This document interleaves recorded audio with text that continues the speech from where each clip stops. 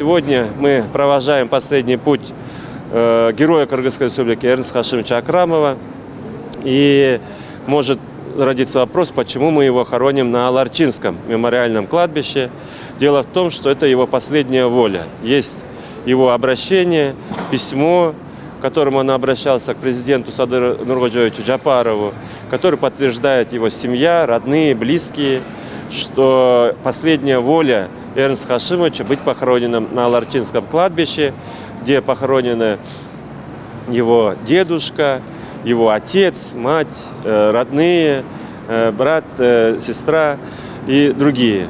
Поэтому это, конечно, последняя воля умершего. А так впредь баатыры Кыргызской республики будут хорониться на аллее